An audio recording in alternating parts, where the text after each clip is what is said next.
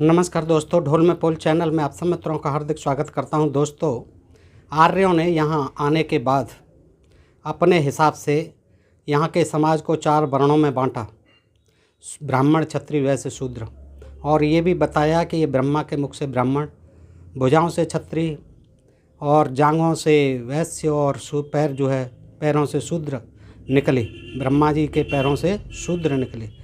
तो दोस्तों, ये चौथा वर्ण जो है शूद्र, जो पैरों से निकला बताया गया, इसका आशय ये था कि इसको जो है यहाँ के विशाल जो जनसंख्या वाला समूह था, शूद्र समूह, जो आज भी 85% है समस्त देश की जनसंख्या का, उसको जो है निम्नतम कोटि का ठहराया गया, बताया गया।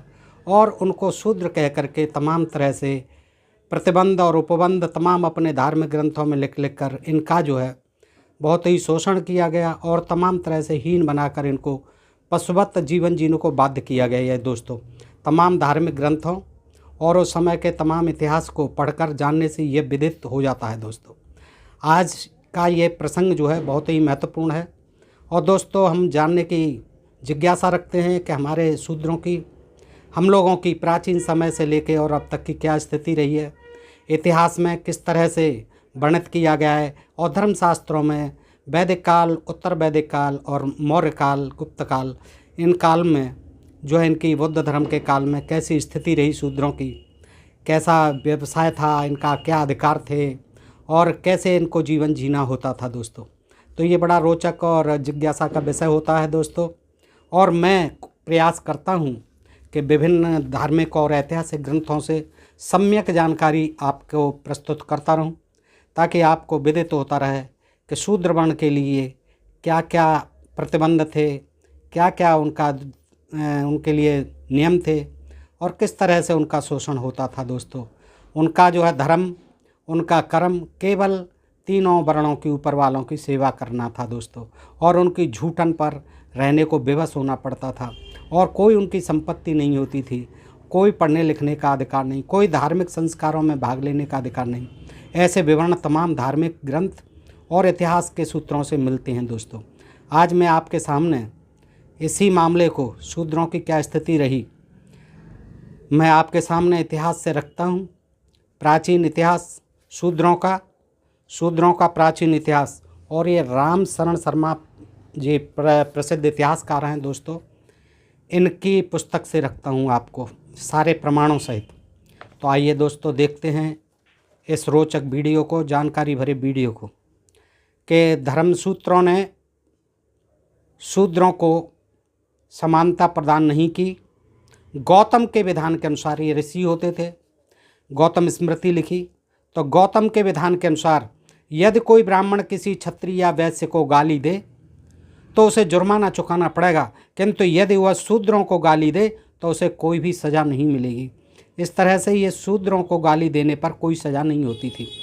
गौतम ने कह दिया, लिख दिया अपने विधान में कि ब्राह्मण किसी क्षत्रिय वैश्य को गाली दे तो उसे जुर्माना भरना पड़ेगा, किंतु यदि वो शूद्रों को गाली दे तो उसे कोई भी सज़ा नहीं मिलेगी। यदि शूद्र किसी द्विज की निंदा जानबूझकर आपराधिक शब्दों में करे या उस पर आपराधिक ढंग से प्रहार करे तो वह उस अंग के विच्छेदन का भागी होता था जिससे उसने अपराध किया था। यानी जिस अंग से अपराध किया शूद्र ने, उसका वही अंग जो है काटने के योग्य होता था, काट दिया जाता था। आपस्तंभ धर्मसूत्र है, आपस्तंभ ऋषि का। आपस्तंभ में तो रूखे और साफ शब्दों में कहा कि यदि शूद्र किसी आचारवान आर्य को गाली दे, देखिए आर्य और अनार्य का संघर्ष था ये, किसी आचारवान आर्य को गाली दे, इससे सिद्ध हो जाता है ये लोग आर्य ही थे, सारे ऋषि जिन्होंने ये धर्म ग्रंथ बनाए। तो उसने लिखा, आपस्तंभ ऋषि ने, कि रूखे साफ शब्दों में कहा है कि यदि शूद्र किसी आचारवान आर्य को गाली दे तो उसकी जीभ काट ली जाए। संभ्रांत लोगों को गालियां देने, ब्राह्मण के अलावा और जो और प्रतिष्ठित लोग हैं उनको गाली देने, आर्य के अलावा झूठ बोलने के पाप के लिए भेद किए गए प्रायश्चित में भी शूद्रों के प्रति भेदभाव रखा गया है। ऐसी स्थिति में शूद्र को 7 दिन तक उपवास करने का विधान किया गया है, जबकि प्रथम 3 वर्णों के सदस्यों को केवल दूध, तीखे मसाले और नमक से 3 दिनों तक परहेज करने को कहा गया है। अंत में आपस्तंभ और गौतम वर्ण धर्मसूत्र दोनों ही नहीं, ये देखिए धर्मसूत्र हैं, ये किताब है जो है, ये क्या धर्म है देखिए शूद्रों के लिए। दोनों ही ने विदित किया है कि यदि बातचीत करने में या बैठने, लेटने अथवा सड़क पर चलने में शूद्र किसी द्विज की बराबरी करे तो उसे कोड़े से पीटा जाना चाहिए। किससे? कोड़े से पीटा जाना है। किसको? शूद्र को। क्यों? अगर वो बातचीत करने में या बैठने में या लेटने में या सड़क पर चलने में शूद्र किसी द्विज की बराबरी करे, किसी ब्राह्मण की बराबरी करे, यानी बराबर चलने लग जाए, बैठने की कोशिश करे, साथ चलने लग जाए सड़क पर, साथ बातचीत करने लग जाए, लेटने लग जाए। देखिए क्या धर्म नियम थे धर्म सूत्रों के। शूद्र भाइयों को ये देख लेने चाहिए और समझ लेने चाहिए कि किस तरह से ये जो है धर्म सूत्रों में आपके लिए नियम बनाए गए दोस्तों। अच्छा, पर स्त्री गमन संबंधी विधियों में शूद्रों के लिए बहुत कठोर दंड की व्यवस्था की गई है। पर स्त्री गमन के लिए आपस्तंभ में कहा गया है, ये विधान थे दोस्तों, आपस्तंभ धर्मसूत्र। अब मनुस्मृति तो पीछे पड़ जाती है, उससे भी कड़े नियम थे, मनुस्मृति से भी ज़्यादा। हम लोगों ने ज़्यादातर मनुस्मृति को ही सुन रखा है। आपस्तंभ धर्मसूत्र में कहा गया है कि यदि कोई शूद्र किसी आर्य अर्थात प्रथम 3 वर्ण की किसी स्त्री के साथ व्यभिचार करे तो उसकी हत्या कर देनी चाहिए, मार देना चाहिए। बताइए, शूद्र अगर करे किसी वर्ण, 3 वर्णों की स्त्री के साथ, तो उसकी हत्या कर देनी चाहिए। और यदि उस संभोग के फलस्वरूप कोई संतान उत्पन्न न हो तो प्रायश्चित करवाकर उस स्त्री को पवित्र बना लिया जा सकता है। अच्छा, कोई स्त्री के बच्चा नहीं हो तो कोई बात नहीं, उसे प्रायश्चित करा के पवित्र करा लेते हैं।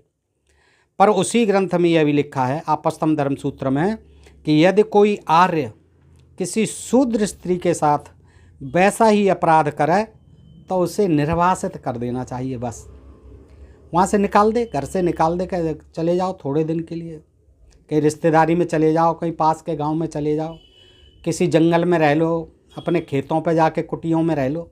यही निर्वासन का मतलब था। कोई ये नहीं था कि लंका चले जाओ, कि पाकिस्तान चले जाओ, कहीं विदेश चले जाओ। तो उसका निर्वासन कर देना चाहिए बस। और शूद्र को जो है मृत्युदंड देना चाहिए।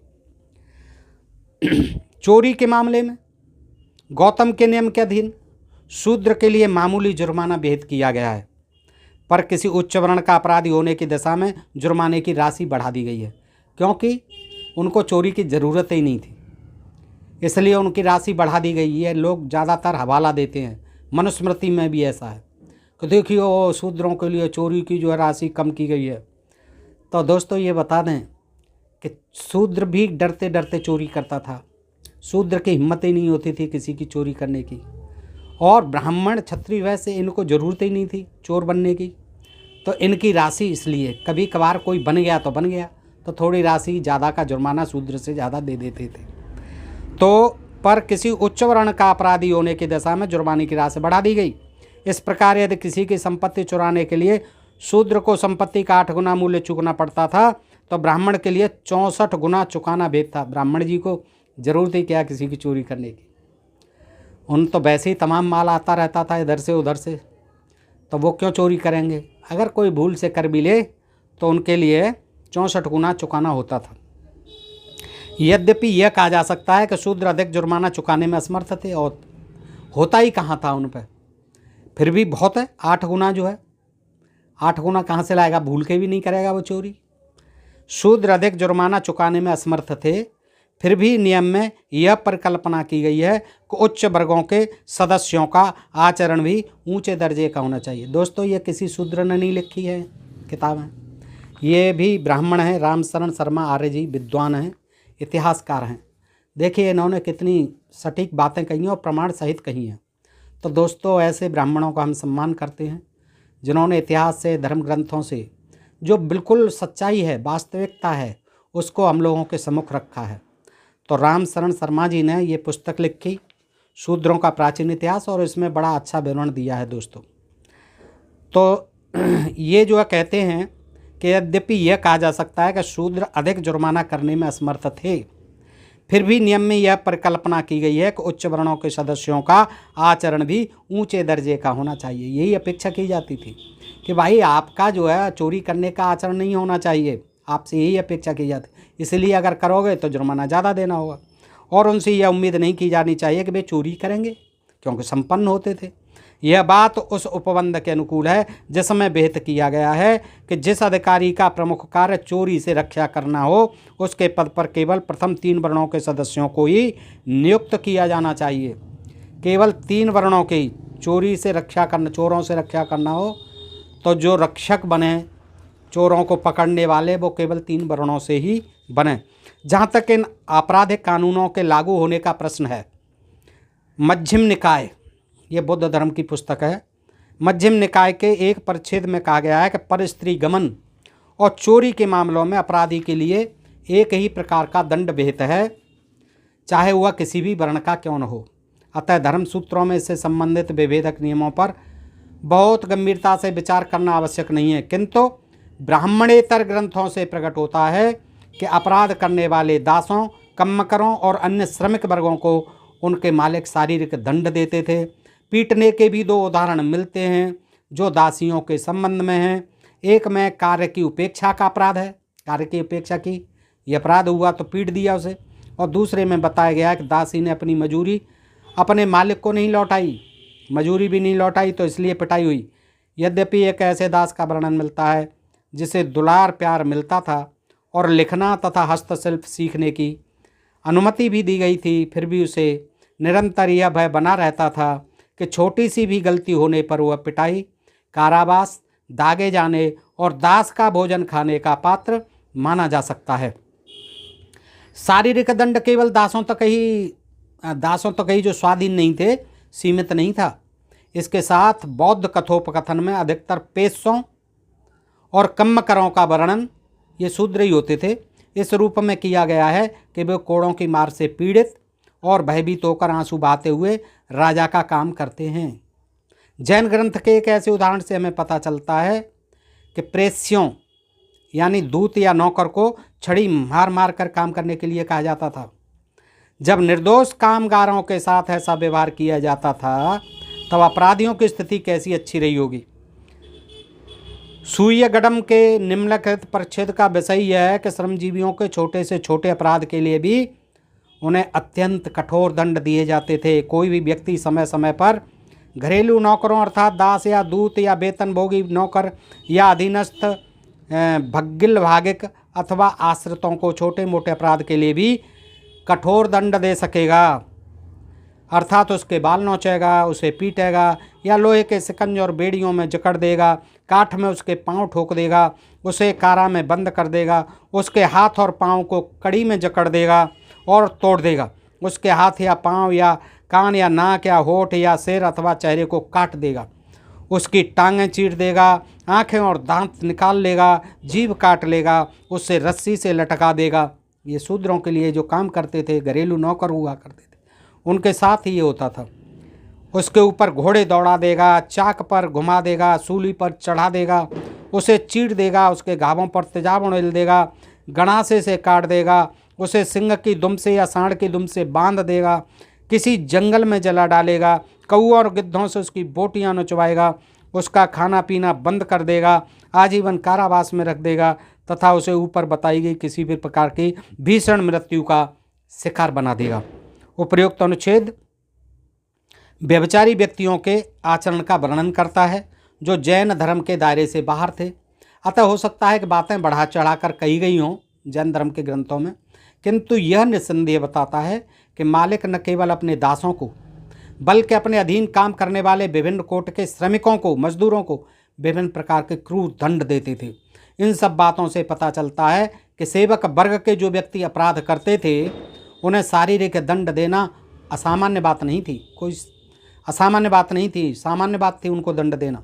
हाँ, शूद्र वर्ण के शिल्पियों को, जो शिल्पी वर्ग था शूद्रों का, इस तरह नहीं सताया जाता था।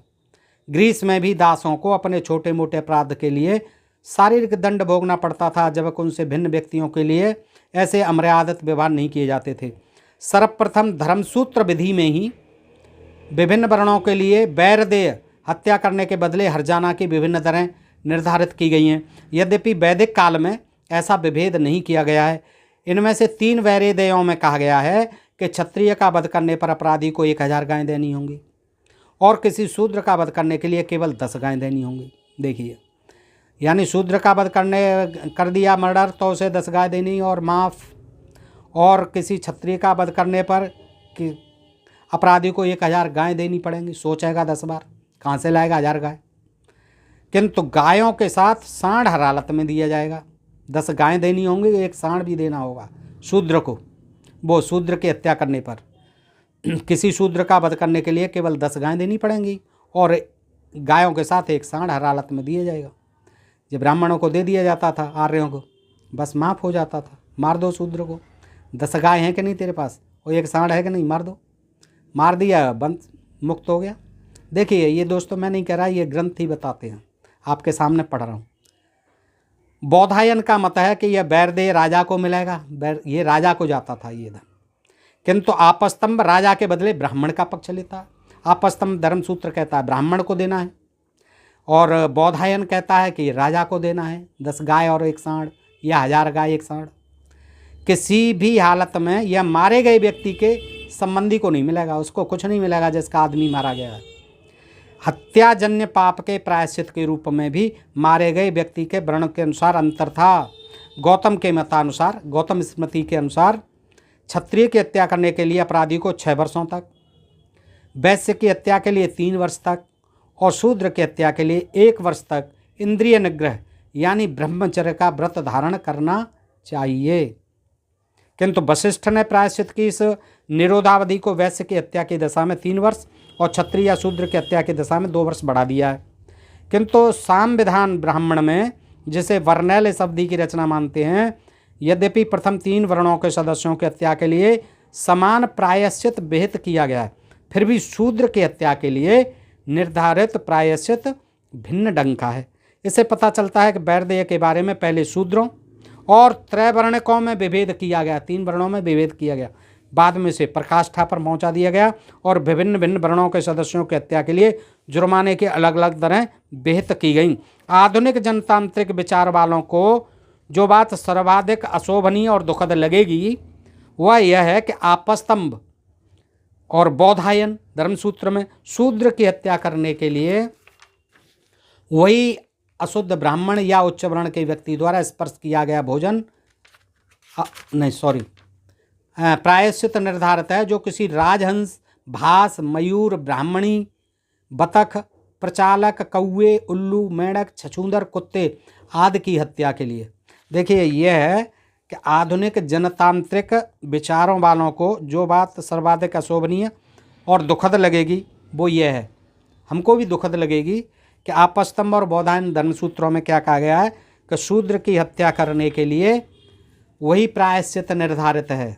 देखिए शूद्र की हत्या के लिए वही प्रायश्चित होना चाहिए जो किसी हंस को मारने पे, मोर को मारने पे, ब्राह्मणी को मारने पे, बतख को ब्राह्मणी बतख, कोई ब्राह्मणी बतख होती है उसको मारने पर, प्रचलाक को मारने पर, कौवे को मारने पर, उल्लू, मेंढक, छछूंदर, कुत्ते आदि की हत्या के लिए जो प्रायश्चित है वो शूद्र की हत्या के लिए प्रायश्चित है। ये बौधायन ऋषि और गौतम ऋषि कहते हैं अपने धर्मशास्त्रों में, स्मृतियों में। तो देखिए आप ये शूद्रों को जो है उल्लू, मेंढक, छछूंदर, कौवा, कुत्ता, ये ब्राह्मणी, बतख, भास, मयूर, हंस यानी पशु पक्षियों की तरह, और पशु पक्षियों में भी ये जो है देखिए कुत्ते, बिल्ली, छछूंदर, किस तरह के कौवे, उल्लू, मेंढक, ये जो है इस तरह के शूद्रों की गणना यहाँ होती थी दोस्तों। संभव है इस अतिवादी विचार को जिसके अनुसार शूद्रों की जान को किसी जानवर या चिड़िया की जान के बराबर ही महत्व दिया गया है। संभव है इस अतिवादी विचार को जिसके अनुसार शूद्रों की जान को किसी जानवर या चिड़िया की जान के बराबर ही महत्व दिया गया। सभी ने मान्यता न दी हो, सभी धर्मशास्त्रों ने नहीं दी हो, ये संभव है, क्योंकि उन्हीं विधि प्रवर्तकों के अनुसार शूद्र की हत्या करने का वैरदेय 10 गाय और 1 सांड है। किसी में ये भी तो लिखा है कि प्रायश्चित 10 गाय और 1 सांड से होना चाहिए, किसी में बिल्कुल माफ़ कर दिया गया है, वही प्रायश्चित होना चाहिए। कुत्ता, बिल्ली, बंदर, उल्लू, मेंढक ये इनके लिए होता है। किंतु इसमें संदेह नहीं, इतिहासकार कहते हैं कि इसमें संदेह नहीं कि आरंभिक ब्राह्मण ग्रंथों में शूद्र की जान को बहुत कम महत्व दिया गया। इस प्रकार वैदिक काल के पश्चात जनजातीय समाज के स्थान पर पूर्णतया वर्ण पर आधारित समाज के आ जाने से फिर वर्ण व्यवस्था चालू हो गई। पहले जनजातीय समाज था, अब जब ये आर्य समाज और आर्यों ने आकर के फिर जब वर्ण समाज बना दिया तो क्या हो गया, वर्ण पर आधारित समाज के आ जाने से शूद्र वर्ण के सदस्यों का प्रशासन में कोई स्थान नहीं रह गया, कहीं भी नहीं रहा। संभवतः उन्हें सभी तरह के प्रशासनिक पदों से वंचित कर दिया गया और छोटे मोटे अपराधों के लिए भी शारीरिक दंड दिया जाने लगा। वर्ण व्यवस्था तय होते ही एक प्रकार से यह स्वाभाविक ही था, क्योंकि वे साधारणतया जुर्माना नहीं चुका सकते थे। शूद्र लोग प्रायश्चित के नियम और दंड विधान के अनुसार शूद्रों के बारे में निर्धारित दंड वस्तुतः उच्च वर्णों द्वारा किए गए अपराधों के लिए विहित दंड के अनुपात में बहुत अधिक था, किंतु इससे कम से कम यह आभास तो मिलता है कि शूद्र को जान और जायदाद के अधिकार थे। जिस प्रकार ग्रीस में दासों की हत्या दंड की संभावना के बिना की जाती थी, उस प्रकार शूद्र का वध नहीं किया जा सकता। कहने का तात्पर्य यह है कि 10 गाय और 1 सांड देकर भी मुक्ति मिल जाती थी शूद्र की हत्या पर, और शूद्र जो है किसी तरह से जुर्माना आदि दे करके माफ़ नहीं किया जा सकता था। मौर्य पूर्व काल में शूद्र की सामाजिक स्थिति में परिवर्तन हुए। मौर्यों से पूर्व शूद्र की सामाजिक स्थिति में परिवर्तन हुए और उसकी दशा और भी बिगड़ गई। सामाजिक स्थिति में कुछ परिवर्तन हुए और उनकी दशा और भी बिगड़ गई। विधि प्रवर्तकों ने, ये विधि प्रवर्तक थे ऋषि मुनि, उस पुरानी मान्यता पर जोर दिया कि शूद्र की उत्पत्ति सृष्टिकर्ता के पांव से हुई है, ये हमारे बराबर कैसे हो सकता है, और हो सकता है आगे ये धर्म ग्रंथ जो है फिर से यही व्यवस्था लागू कर दें कि इनकी शूद्रों की जो है सृष्टिकर्ता के पांव से हुई है। तो दोस्तों देख लीजिए, सुन लीजिए, समझ लीजिए क्या स्थिति रही थी आपकी और क्या स्थिति आगे भी हो सकती है अगर आप नहीं जगे तो। और इस आधार पर उन्होंने संगति, आहार, विवाह और शिक्षा की दृष्टि से उस पर अनेक प्रकार की सामाजिक असक्तताएं आरोपित कर दी। और दोस्तों ये मैं नहीं कह रहा, ये शर्मा जी कह रहे हैं, विद्वान हैं रामशरण शर्मा जी, इतिहास पढ़ना ये। और इस आधार पर उन्होंने धर्मशास्त्रों ने संगति, शूद्रों की आहार, विवाह और शिक्षा की दृष्टि से उन पर अनेक प्रकार की सामाजिक असक्तताएं आरोप कर दी, तमाम प्रतिबंध लगा दिए। इनके फलस्वरूप कई मामलों में तो उच्च वर्ण के लोगों ने आम तौर से और ब्राह्मणों ने खास तौर से शूद्रों का सामाजिक बहिष्कार कर दिया। बोधायन ने यह विधान किया कि स्नातक को अछूत स्त्री या शूद्र के साथ यात्रा नहीं करनी चाहिए, किसी भी हालत में यात्रा नहीं करनी चाहिए। स्नातक यानी जो सवर्ण ब्राह्मण वर्ग के छात्र पढ़ते थे गुरुकुलों में, तो उनको जो है किसके साथ, एक अछूत के साथ, कोई स्त्री हो, स्त्रियों की दशा भी अछूतों जैसी ही थी, या शूद्र के साथ यात्रा नहीं करनी चाहिए। गौतम के एक परिच्छेद की टीका में कहा गया है कि यहाँ स्नातक शब्द का आश्रय है ब्राह्मण या क्षत्रिय, जिससे मालूम होता है कि यह नियम वैश्य पर लागू नहीं होता था।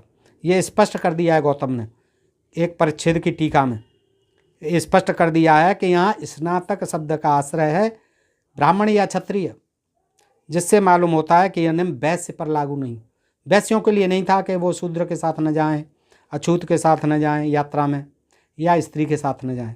ये केवल ब्राह्मण और क्षत्रियों के लिए ही था, यह नियम वैश्य पर लागू नहीं था। फिर सफलता प्राप्त करने के लिए अनिवार्य नियम यह था कि सफलता के इच्छुक छात्र को स्त्री और शूद्र से बातचीत नहीं करनी चाहिए। ये जो है सब नंबर लिखे हुए हैं दोस्तों, सब प्रमाण हैं, पीछे जो है सारी तालिका दी हुई है, 223 नंबर का है ये कमेंट। शूद्र से भिन्न वर्ण की स्त्री, संभवतया उच्च वर्ण की स्त्री के शूद्रजात पुत्र का साहचर्य अवांछनीय माना जाता था, कोई संस्कार नहीं हो सकता था। इसका तात्पर्य स्पष्टता यह था कि उच्च वर्णों के साथ शूद्र का सामाजिक संपर्क कम हो जाए। ये सारे प्रतिबंध इसलिए लगाए जाएं कि ये शूद्र जो है अलग थलग रहें, अलग थलग पड़ जाएं। इसका तात्पर्य स्पष्टता यह था कि उच्च वर्णों के साथ शूद्र का सामाजिक संपर्क कम हो जाए। धर्म सूत्रों में ऐसी प्रवृत्ति साफ दिखाई पड़ती है कि ब्राह्मण और शूद्र का सामाजिक विभेद बढ़े, ब्राह्मणों का और शूद्रों का जो अंतर है, भेद है, भेदभाव है, वो बढ़ता रहे। खूब बढ़े, अलग थलग पड़े दोनों। आपस्तंभ और बौधायन का मत है कि यदि कोई शूद्र अतिथि के रूप में ब्राह्मण के घर आए तो उसे कुछ काम करने का भार सौंपना चाहिए। आपस्तंभ और बौधायन ये कानून विशेष निर्माता थे, विधि निर्माता थे दोस्तों। तो अपने ग्रंथों में लिखते हैं कि आपस्तंभ और बौधायन ऋषि का मत है कि यदि कोई शूद्र अतिथि के रूप में ब्राह्मण के घर आए, वैसे तो मतलब ही नहीं है शूद्र के, वो अधिकार ही नहीं था, लेकिन बाई चांस उन्हीं के काम से अतिथि बनकर के कहीं भेजा जाए तो क्या उसे कुछ काम करने का भार सौंपना चाहिए, और जब काम संपन्न हो जाए तब उसे भोजन देना चाहिए। पहले कहते भैया लकड़ियाँ काट दे हमारी, या हमारा भूसा ढोला वहाँ से खेत पे से, या हमारी भैंसों के लिए चारा काट दे, या हमारी भैंसियाँ को सानी दे दे भाई, गाय भैंसों को, तब तुझे खाना देंगे। ये अतिथि का शूद्रों के लिए था विधान। ब्राह्मण न तो उसका सत्कार करे, ये ध्यान रखे, रोटी भी काम करा ले, रोटी भी दे तो ऐसे ही दे जैसे पशुओं को फेंक कर, ये भी लिखा है दोस्त। ब्राह्मण न तो उसका सत्कार करे, कोई याद रहा प्यार से आइए भाई, कोई कुछ नहीं, और ना स्वयं खाना खिलाए, देखिए अपने हाथ से भी खाना नहीं दे, बल्कि ब्राह्मण का नौकर राजा के भंडार से चावल लाकर उसे भोजन कराए। बस चावल ला के, चावल जो पके रखे हों रसोई घर में उसे ला करके खिला दे नौकर, वो भी दूर से नौकर के लिए भी था। गौतम का विचार है कि ब्राह्मणेतर जाति को यज्ञ का अवसर छोड़ अन्यथा ब्राह्मण का अतिथि नहीं होना चाहिए। यज्ञ में ही किसी शूद्र को जो है अतिथि बनाया जा सकता था किसी काम धंधे के लिए, लेकिन अन्यथा कोई अतिथि नहीं बन सकता था। किंतु यज्ञ के अवसर पर भी वैश्य और शूद्र को ब्राह्मण का नौकरी भोजन कराएगा। देखिए वैश्यों के लिए भी शूद्रों की समान व्यवस्था थी, किंतु यज्ञ के अवसर पर भी वैश्य और शूद्र को ब्राह्मण का नौकरी भोजन कराएगा। 228 क्रमांक पीछे सबका हवाला दिया हुआ है, प्रमाण दिया हुआ है सूची में। तो शूद्र और ब्राह्मण, शूद्र को ब्राह्मण का नौकरी भोजन कराएगा, शूद्र को और वैश्य को। वैश्वेदेय यज्ञ के अवसर पर यदि चंडाल, कुत्ते और कौवे भी यज्ञ समाप्ति के समय उपस्थित हो जाएं तो उन्हें भी कुछ अंश दिया जाएगा। यज्ञ के समय चंडाल आ जाए, कुत्ता आ जाए, कौवा आ जाए तो थोड़ा उन्हें भी देना है। तो चंडाल जो है कुत्ते और कौवे के समान था, होता मनुष्य ही था, ये भी शूद्र ही था, दलित था, अंत्यज था। मालूम होता है कि इस यज्ञ में अनेकानेक देवताओं को नैवेद्य अर्पित किया जाता था, जिससे इसका सांप्रदायिक और जनजातीय स्वरूप कुछ कुछ बना रहा और नए वर्ग विभेद का उस पर बहुत असर नहीं पड़ा। गौतम के मतानुसार यदि कोई शूद्र 80 वर्ष का बूढ़ा हो तो शहर के रहने वाले नौजवानों को उसके प्रति सम्मान प्रकट करना चाहिए। 80 वर्ष का हो जाए तो सम्मान करना चाहिए, उससे नीचे का नहीं। इसका मतलब ये हुआ कि उसका आदर करने में उसकी आयु का सम्मान किया जाता था, शूद्र की आयु का। देखिए शूद्र 80 वर्ष का बूढ़ा हो जाए, और शूद्र दोस्तों जानते ही हो आप, ये जो आज 85% जनता है सभी शूद्र है, ये ध्यान कर लो।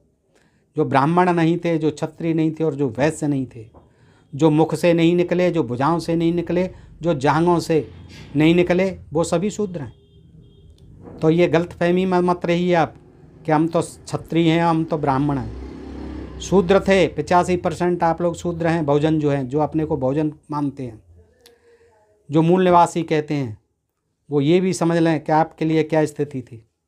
इसका मतलब ये हुआ कि उसका आदर करने में उसकी आयु का सम्मान किया जाता था, न कि अन्य गुणों का। उसकी तुलना में शूद्र के लिए बाध्यकारी था कि वह आर्य का आदर करे।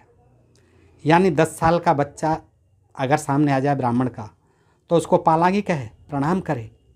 उस भले ही वह उम्र में उससे छोटा ही क्यों न हो, वो भले ही 80 से 79 वर्ष का हो शूद्र, और वो 10 साल का हो, 5 साल का बच्चा भी आ जाए। और वो आज भी प्रचलन में है दोस्तों, कहीं कहीं ग्रामीण अंचल में आज भी जो ये है कि ब्राह्मण का बच्चा जो है शूद्र अन्य जातियों के बुजुर्गों को प्रणाम नहीं करता है, बल्कि वो ही प्रणाम करते हैं। ये दोस्तों आप देख सकते हैं, हो सकता है आपके आसपास भी इस तरह के उदाहरण देखने को मिलते हों आज भी, और यही इन धर्म सूत्रों के हवाले से चल रहा है।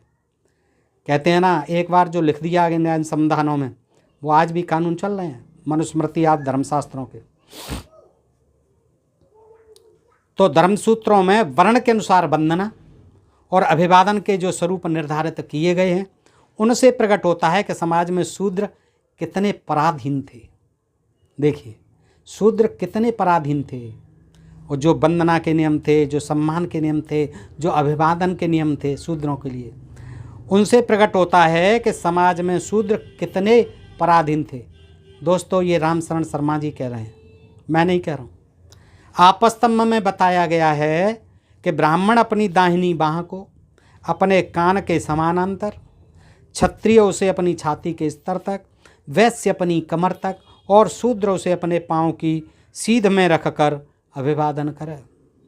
देखिए, धर्मसूत्र क्या कहता है आपस्तंभ, कि ब्राह्मण अपनी दाहिनी बाह को अपने कान, यानी दाहिनी बाह को अपने कान तक लाए ऐसे, और क्षत्रिय उसे अपनी छाती तक ऐसे, वैश्य अपनी कमर तक, और शूद्र उसे मतलब पूरा झुककर पाँव की सीध में रखकर अभिवादन कर, पूरा झुक जाए।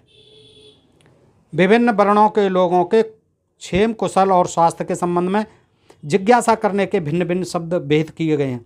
कुशल क्षेम भी पूछनी होती थी, उसके लिए भी नियम थे कि किस तरह कहेगा, ब्राह्मण कैसे कहेगा, क्षत्रिय कैसे कहेगा, वैश्य कैसे कहेगा, शूद्र कैसे कहेगा। क्षत्रिय के स्वास्थ्य की जिज्ञासा के लिए प्रयुक्त किए जाने वाला शब्द है अमानय। क्षत्रिय के स्वास्थ्य पूछना है तो क्या कहेंगे, अमानय। और शूद्र के लिए आरोग्य।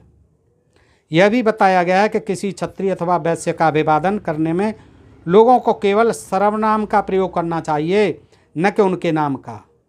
यानी क्षत्रिय को और वैश्य को अभिवादन करें तो उनका नाम लेके नहीं करें, नाम भूल के भी नहीं लें, केवल क्या करें, उनके सर्वनाम का। जैसे शर्मा जी, त्रिपाठी जी, उपाध्याय जी, पाठक जी आदि आदि जो उपनाम हैं, इनका प्रयोग करना है। सर्वनाम है पंडित जी, आदरणीय पंडित जी, ये उपनाम होने चाहिए, सर्वनाम होने चाहिए, न कि उनके नाम नहीं लेना है। अच्छा, इसका अर्थ यह हुआ कि मात्र शूद्र को उनके नाम से संबोधित किया जा सकता, बस शूद्रों को ही सीधा सीधा कि तोता भैया कहाँ जा रहे हो, राम प्रसाद जी कहाँ जा रहे हो, लल्लू राम जी कहाँ जा रहे हो, चौथू राम जी कहाँ जा रहे हो, ऐसे ही नाम रखते थे, तो वो अलग से ही मालूम पड़ जाए कि ये शूद्र है।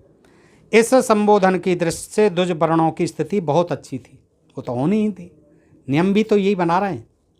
प्राचीन पाली ग्रंथों में निम्न वर्गों के लोगों ने किसी क्षत्रिय को उसके नाम से या उत्तम पुरुष में संबोधित नहीं किया है।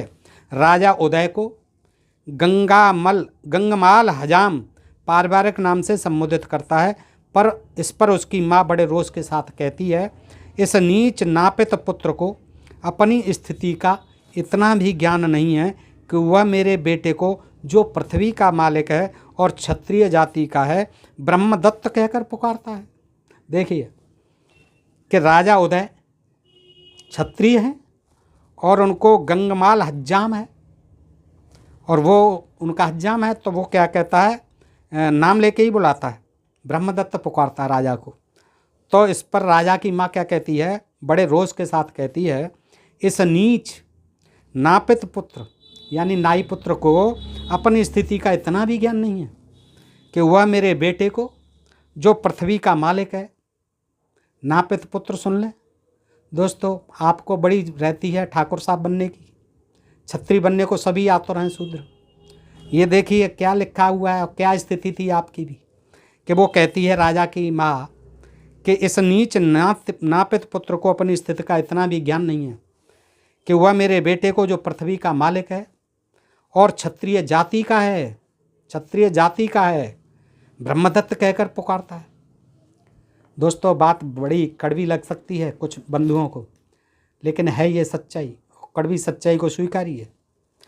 यह विचार कि जिस भोजन को शूद्र ने छू दिया वह अपवित्र हो गया और ब्राह्मण उसे ग्रहण नहीं कर सकता, सबसे पहले धर्मसूत्रों में मिलता है। ये धर्मसूत्रों की ही बातें चल रही हैं। आज भी कोई शूद्र का हाथ का नहीं खाता, कोई दुकान खोले बाजार में बिल्कुल नहीं चलेगी, कोई उसके हाथ का कचौड़ी समोसा जलेबी कुछ नहीं खाएगा। देखा हुआ है दोस्तों, क्योंकि जब तक मालूम नहीं पड़ेगी जब तक खा सकते हैं, जिस दिन जाति मालूम पड़ जाएगी उसे मार के भगा देंगे कि तूने ये जुर्रत कैसे की। ये आज भी चल रहा है इन धर्मसूत्रों का, और ये मैं नहीं कहता दोस्तों, ये आप भी देखते होंगे अपने इर्द गिर्द, और नहीं माने तो खुलवा के देख लो अपने मोहल्ले में किसी की दुकान। यह विचार कि जिस भोजन को शूद्र ने छू भी लिया वो अपवित्र हो गया और ब्राह्मण उसे ग्रहण नहीं कर सकता, फिर नहीं खाएगा। सबसे पहले धर्मसूत्रों में मिलता है। ये धर्मसूत्र, यही देखिए धर्मसूत्र, यही धर्म है। आपस्तंभ के मतानुसार किसी अशुद्ध ब्राह्मण या उच्च वर्ण के व्यक्ति द्वारा स्पर्श किया गया भोजन अपवित्र तो हो जाता है, किंतु इतना पवित्र नहीं कि उसे ग्रहण नहीं किया जा सकता। हाँ, अगर अशुद्ध ब्राह्मण, नहाया धोया भी न हो, अपवित्र ब्राह्मण और उच्च वर्ण के व्यक्ति द्वारा छू लिया जाए वो भोजन तो कोई बात नहीं, इतना पवित्र नहीं है कि उसे खाया नहीं जा सके। लेकिन शूद्र नहा धो करके भी अगर छू लिया तो फिर नहीं ग्रहण करेगा। लेकिन कोई अपवित्र शूद्र इसे यदि उठाकर लाए तो उसे ग्रहण नहीं किया। वो गलती से ले आए कि लो पंडित जी महाराज खा लो, आपका लंच ले आया, तो नहीं, बिल्कुल नहीं खाएंगे।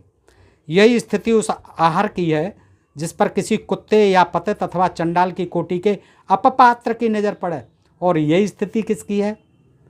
कुत्ते की या चंडाल की।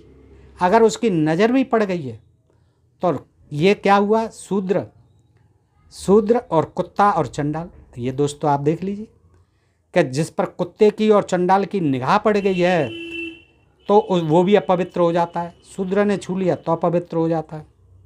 एक अन्य नियम में कहा गया है कि यदि भोजन करते समय किसी ब्राह्मण को, और भी आगे देखें मज़ेदार बात, किसी ब्राह्मण को कोई शूद्र स्पर्श कर दे तो उसे भोजन रोक देना चाहिए। भाई, खाना खाने में अगर छू लिया किसी शूद्र ने, कोई जाति नहीं है, शूद्र 7000 जातियों के लिए है शूद्र, कोई शूद्र स्पर्श कर दे तो उसे भोजन रोक देना चाहिए, क्योंकि शूद्र स्पर्श के कारण वह अपवित्र हो जाता है। आपस्तंभ के इस कथन से तो उसकी कट्टरता और भी प्रकट होती है। आपस्तंभ धर्मसूत्र से तो और भी कठोरता आ जाती है इस नियम में कि यदि कोई सूत्र विहित विधियों का अनुसरण भी करे तो भी उसके द्वारा लाया गया भोजन ग्राह्य नहीं है, भले ही वो वेद पढ़ के लाए। वेद तो कर क्या पढ़ेगा, कह रहा हूँ। वो कहते हैं कि विहित जो नियमों से बनाया जाए, खूब नहा धो करके सफाई से पवित्र हो करके, लेकिन नहीं, फिर भी भोजन ग्रहण करने योग्य नहीं है। देखिए दोस्तों, किंतु शूद्र वर्जम शब्द जिसका अर्थ यह किया जाता है कि शूद्रों का अन्न ग्रहण करना निषिद्ध है। शूद्र वर्जम, पुरानी पांडुलिपि में यह शब्द नहीं मिलता है, शूद्र वर्जम। इससे पता चलता है कि पहले ऐसा विचार प्रचलित नहीं था, जब केवल अपवित्र शूद्र का अन्न ग्रहण करना वर्जित था। फिर भी धर्मसूत्रों में निर्विवाद रूप से ब्राह्मणों को आदेश दिया गया है कि वे किसी शूद्र का अन्न ग्रहण नहीं करें। 243 क्रमांक। फिर भी धर्मसूत्रों में निर्विवाद रूप से ब्राह्मणों को आदेश दिया गया है कि वे किसी शूद्र का अन्न ग्रहण नहीं करें। हरदत्त की टीका वाले आपस्तंभ धर्मसूत्र के एक अनुच्छेद में ब्राह्मण को अनुमति दी गई है कि नितांत अभावग्रस्तता की स्थिति में वह शूद्र का अन्न ग्रहण कर सकता है, यानी इमरजेंसी में शूद्र का अन्न ग्रहण कर सकता है, किंतु शर्त यह है कि वह अन्न स्वर्ण और अग्नि को स्पर्श कराकर पवित्र बना लिया जाए। यह है कि उससे सोना टच कर दिया जाए, सोने का कोई आभूषण छुपा दिया जाए और अग्नि छुपा दी जाए, यानी गर्म कर दिया जाए उसे, तो शूद्र का भी अन्न खा सकता है इमरजेंसी में वो भी। गौतम ने ऐसी कोई बात शर्त नहीं लगाई है। उन्होंने जीवन निर्वाह का साधन समाप्त हो जाने पर, कुछ भी नहीं खाने को कहीं मिले, तो ब्राह्मण को शूद्र का अन्न ग्रहण करने की अनुमति देते समय यह छूट दी है कि वह पशुपालक, यानी पशु जो चराते हैं, खेतिहर मजदूर, परिवार के परिचित व्यक्ति और अपने सेवक से प्राप्त अन्न ग्रहण करे।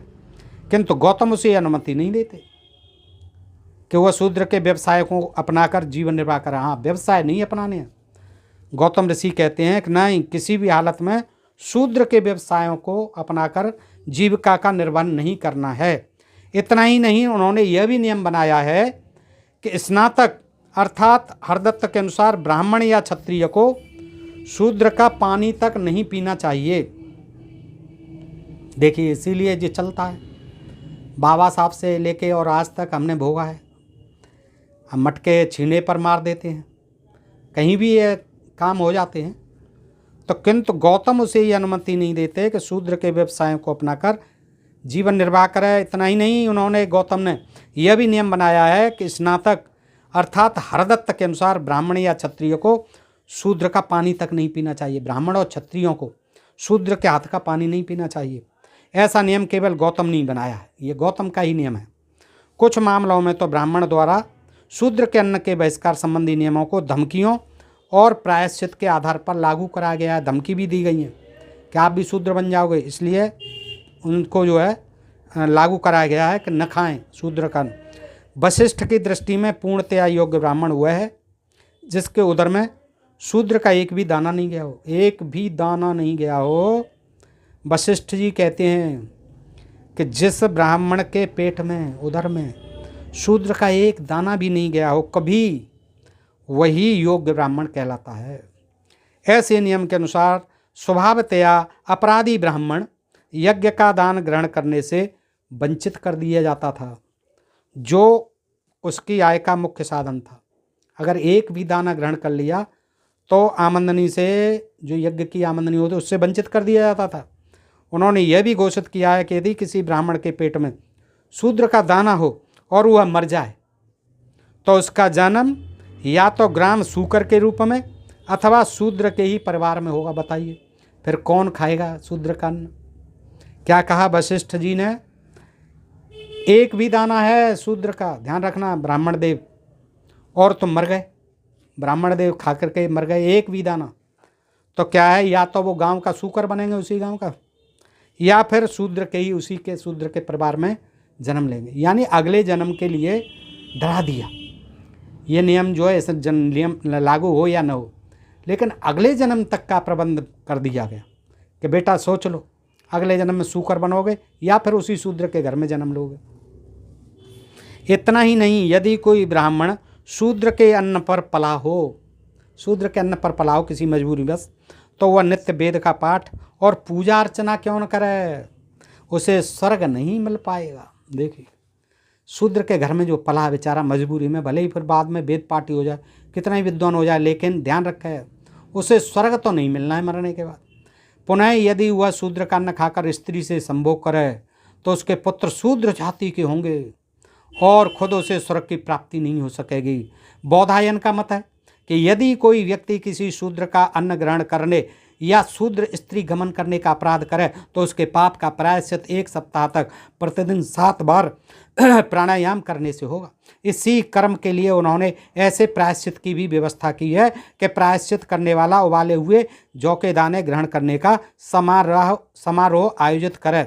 धर्म सूत्रों से यह धारणा बनती है कि सामान्यतया आदर्श ब्राह्मण शूद्र का अन्न खासकर यदि शूद्र अपवित्र हो नहीं ग्रहण करते थे, लेकिन आज भी नहीं करते हैं। लेकिन इस प्रतिबंध को लागू कराने के लिए जिस प्रायश्चित और धमकी का विधान है वह बाद में सन्निविष्ट किया गया मालूम होता है। ऐसा कोई विधान इस काल में संभवतः लागू नहीं था। यह स्पष्ट है कि क्षत्रिय और वैश्य पर ऐसा कोई भी प्रतिबंध नहीं लगाया गया था। वैश्वदेव यज्ञ के अवसर पर प्रथम 3 वर्णों के लोगों की देखरेख में शूद्र भोजन सामग्री तैयार करता था। रसोई करते समय उसे बिल्कुल साफ सुथरा रहना पड़ता था। ऐसा कहीं कहीं दिया हुआ है कि शूद्र भी साफ सुथरा रह करके रसोई में, जहाँ यज्ञ वगैरह होते थे वहाँ रसोई में खाना बना सकता था साफ सुथरा होकर, ताकि भोजन दूषित न होने पाए।